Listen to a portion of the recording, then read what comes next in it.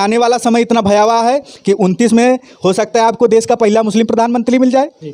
हो सकता है अगर 29 में भी आप बचा ले गए, कोई दैवीय शक्ति आपके अंदर आ गई, आपने बचा लिया इस देश को, तो 34 में निश्चित रूप से मिलना है। तो क्यों नहीं आप संगठित हो रहे हैं? SC/ST एक्ट का विरोध करते हैं, जो कि काला कानून है इस देश में, क्योंकि संविधान एक तरफ कहता है कि इस देश में किसी भी जाति, समुदाय, धर्म और लिंग, भाषा या किसी भी आधार पर भेदभाव नहीं किया जाएगा। हम लोगों के बीच आज ठाकुर शिवम सिंह जी, जो कि सवर्ण आर्मी के राष्ट्रीय महासचिव हैं और ये सवर्ण आर्मी की सेना है जो हम लोगों के साथ है, इनसे बातचीत करेंगे और सवर्ण आर्मी के बारे में जानना चाहेंगे कि आखिर सवर्ण आर्मी है क्या, किन विषयों पे काम कर रही है, इसका मूलभूत उद्देश्य क्या, लक्ष्य क्या है, कहाँ तक ये सक्रिय है, किन किन ज़रूरतों पे सवर्णों के काम आती है। तो राष्ट्रीय महासचिव जी हैं और इन्हीं से जानकारी हासिल करना चाहेंगे। सर, आपका हमारे चैनल पर बहुत बहुत स्वागत। बहुत बहुत धन्यवाद आपका। और अभी आपने पूछा सवर्ण आर्मी किस लिए बनी है, इसका उद्देश्य क्या है। तो देखिए, सवर्ण आर्मी के बनने का कोई कारण नहीं था, लेकिन जब हमने देखा इस देश में दलितों की बात कर रहे हैं, पिछड़ों की बात कर रहे हैं लोग, अल्पसंख्यकों की बात कर रहे हैं लोग, लेकिन सवर्णों को पूछने वाला कोई नहीं है। तो मजबूरन और सवर्ण समाज के साथ तमाम अत्याचार को देखते हुए हमने यह सवर्ण आर्मी का निर्माण किया। जी। अच्छा, कहाँ तक सक्रिय है ये सवर्ण आर्मी? सवर्ण आर्मी सवर्ण के एक एक हित के लिए सक्रिय है। सवर्ण कहीं भी प्रताड़ित हो रहा है तो हम वहाँ पहुँच रहे हैं।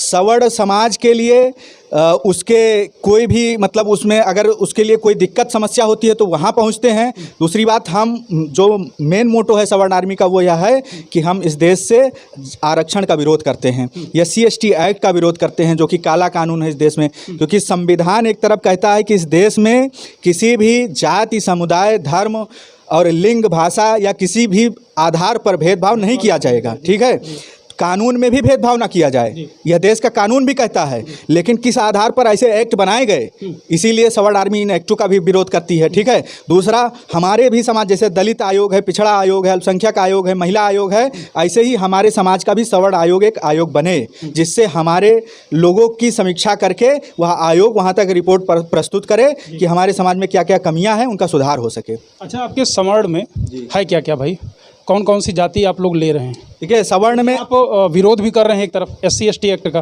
तो सवर्ण में किसको किसको आप ले रहे हैं? देखिए, सवर्ण में हम भैया सामान्य वर्ग में जितने लोग आते हैं, ब्राह्मण, क्षत्रिय, वैश्य, भूमिहार, कायस्थ, खान, पठान, शेख, सैयद सबको लेते हैं। ठीक, हाँ, तो सवर्ण में हम सभी को ले रहे हैं। आप लोग एक अभी आपने एक बात कही कि जो भी सवर्ण प्रताड़ित किया जाएगा, परेशान किया जाएगा, आप लोग वहाँ सक्रिय होकर के उसके साथ रहेंगे। बिल्कुल। सोनपुर में यही एक घटना हुई, ठीक है ना, सवर्ण आर्मी कहाँ तक काम की है सोनपुर की घटना में?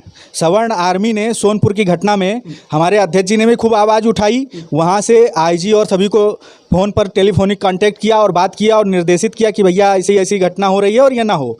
हमारी प्रतापगढ़ टीम ने मजबूती से जाकर के यहाँ के DM को और SP को ज्ञापन देने का काम किया, जिससे आपने देखा शांति इस समय बनी हुई है, नहीं तो कितना उत्पात हो रहा था वो भी आप देख रहे हैं। देखिए, ये एक बात तो निश्चित रूप से तय है कि इस देश में अगर आप सुरक्षित रहना चाहते हैं तो सवर्ण आर्मी रूपी आप सुरक्षा कवच को उसको मजबूत करने का काम करें।